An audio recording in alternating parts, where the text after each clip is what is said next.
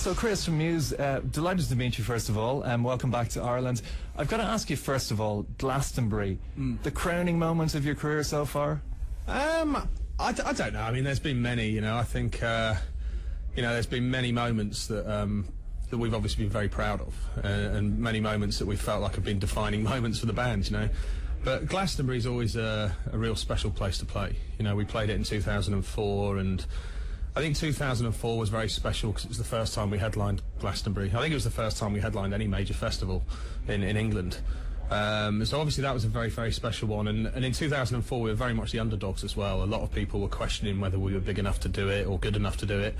And I think we proved a lot of people wrong. And, coming back 6 years later, I think it was... it felt more comfortable. We felt like we were more deserving of that slot, and it was a great gig. It's always a great crowd, and the weather was great this year, which always helps. A lot of had been made about U2 headlining one night, Muse headlining the other, which is the better band, which is the bigger band, and all that. You toured with the band. U2 ended up having to pull out, but The Edge played with you. Was that a bit of a thrill? It was amazing, yeah. I mean, we toured with U2 back in September. We supported them on their stadium tour in the US. We did about 3 weeks of their tour. And, they're just really, really nice guys, They're really, still very down to earth and just really good guys to be around. And obviously when we heard about Bono, we were as gutted as everybody because, we were going to go a day early to watch U2. So I think everyone was obviously distraught that they pulled out, obviously with it being their first festival appearance as well. I don't think they'd ever done a festival before. So, I think Matt kind of came up with the idea of because we'd been talking for a long time about getting a special guest, and, a few names had come to mind, and then we thought, well, maybe we'll ask The Edge if he'll come and do something, and we'll do a U2 song, because that, might make it up to the crowd a little bit, to all those people that bought tickets to see U2. And he agreed, which kind of really shocked us, really, because I think he was in the States at the time, and he flew in especially to do it, and it was great, it was over very quickly, it was, 3-4 minute song, and it was, we'd sort of been looking forward to it for so long, and we did it, and it was, it was gone, and it was a shame, but, no, it'll always be a great memory, great memory for the band.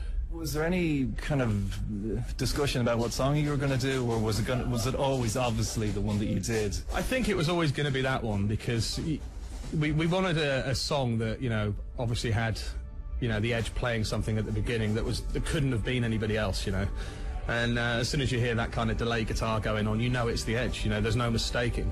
And we didn't want to have to bring somebody on that, we had to point out who it was, we just wanted it to be a cool musical thing where it was just instantly recognisable as being him. And, we sort of discussed it beforehand, and, we sort of said to him, do you want to be introduced or what? And he was like, no, let's just let it be a musical thing, and the minute he started playing, everybody got it straight away, they all knew it was him, and it went down really, really well. You being obviously one of the biggest British bands in certainly my lifetime, when you look at all the NME, Melody Maker when it was around, Lime Lizard, all those magazines hyping up different bands, whether it was the Wonder stuff, whether it was Blur, bands like Depeche Mode that did go on to be big everywhere. You're one of the very, very few bands in the last 20 years from Britain that has actually broken pretty much everywhere around the world. Is it a case where you're kind of almost pinching yourself from time to time going, we are just a massive rock band? Yeah, definitely. I mean, when we started, the kind of bands that we listened to were not particularly big bands, that, would maybe do the university circuits, those were the kind of gigs that we went to.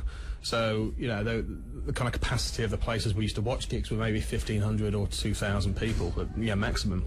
And that to us at the time was what being a big band was about, So I think it was just, just to get to that level would have been enough, that was all we ever really dreamed of. And, obviously you've got these thoughts of, what if we could do something like Wembley Stadium or headline Reading or Glastonbury or whatever, but I don't think anyone ever really expects to get that far because not many bands do. And I think the thing that's shocked us more than anything is it's not just the UK, it's everywhere else as well, particularly Europe. I mean, America's a little bit behind, but even that's kind of catching up now. So I think the thing that's pretty shocked us more than anything is the success that we've had everywhere else, all over the world. How do you rate The Resistance as an album, by your own standards, which are always high? Is it your best album? I think so. I mean, to me, it's... I think it's almost a summing up of everything we've done so far. I think there's kind of elements on there that remind me a little bit of our first album, particularly in Matt's lyrics. I think there's some really, really personal lyrics in there, which I think is something he went away from a little bit with, particularly with Absolution and Black Holes. So it was nice to sort of hear some lyrics that Matt was singing that went back to a more personal place, you know. But I kind of feel like there's certain songs on the album that kind of remind me of different periods of the band, and it kind of feels like it's almost like a summing up of the whole period so far, and that maybe, you know, for the next album we could, you know, potentially go off on something completely different. I don't know. I mean, we've not really thought too much about that, but I think it's definitely the most accomplished record we've done so far, and I think, you know, it was great having our own studio. You know, we could spend as much time as we wanted working on it, and it felt like it was a studio that was almost made from home, you know, because we weren't in somebody else's studio. We weren't working to the clock every day. You know, we had plenty of time off while we were recording, so we could go home and still spend time with family and things like that. So it was definitely a very relaxed process of recording, and I think that definitely paid off in the end result, I think. I have this kind of oddball idea for you guys, and I'll just throw it out there. It could happen, you never know. Muse teaming up with somebody like, let's say, Alison Goldfrapp and doing the James Bond thing. Whoa, would you be into that? Absolutely, yeah. I mean, I think we've always been very into doing collaborations, as you could see from Glastonbury. And it's something we've not really done a lot of. We've done you know, there's like a version of Back in Black we were playing with Nick from Jet. You know, we did that at Big Day Out, we did it at the San Siro, and obviously we did the thing with The Edge. So, yeah, sometimes it's great to get other people in because they bring a whole new twist to what you do, you know. And obviously it's something we haven't done in the studio yet. But yeah, as for James Bond theme, I'm always up for doing a James Bond theme. I mean, I'm a massive James Bond fan. I've got the collection, you know. I can quote Bond, you know. I love it. So yeah, it would be an honour. Well, we've got to see if they're going to make the film now because of the whole MGM. I heard they've sort of stopped filming halfway through for some. So I don't know the politics behind it. It's been suspended indefinitely now, is what I believe from reading in the last couple of days, which is really disappointing. Well, that would be a shame because obviously, you know, they had quite a big break in the 90s, didn't they? Between you know, the last one that Timothy Dalton did and the first one that Pierce Brosnan did, Goldeneye. So I think it was about 8 years without a Bond film then, and it just didn't feel right, you know, because I think, you know, since 1962 there's been a Bond film like every year or every 2 years. So yeah, it'd be you know, a tragedy if it didn't come out. Yeah.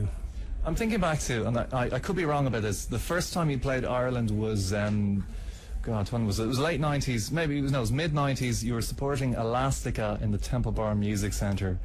I mean, it would have been 1999, I think. Yeah, God, okay, I'm a bit hazy about that. I mean, has the ethos of the band changed hugely since then?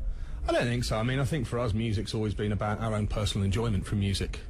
I think with any band, that's what you have to have first and foremost, is you need to enjoy what you're doing and enjoy exploring new music and exploring new ideas and kind of pushing yourself to the max of what you're capable of. Yeah, and it's you know, for us, music's always been about fun, and I think there's always that element of, you know, you move on and things change, and the environments that you make music in changes all the time. And obviously, you know, as it goes on, it becomes a little bit more of a business as well and a bit more of a job. But you always have to remember that, you know, the times that you spent in the basement, you know, rehearsing when you were 15, and I think the kind of philosophy of the band that you had then should always remain, you know, that it's three friends making music together, and sometimes you have to forget about the business and you know, the gigs and how many people you're playing to and how many records you're selling, and just concentrate on making music as friends, you know. I think that's always been important. Well, it's good to hear. Listen, I'm going to leave you help with cigars or some pipes or whatever you need to do. Thanks a million, great to meet you. Cool. Nice.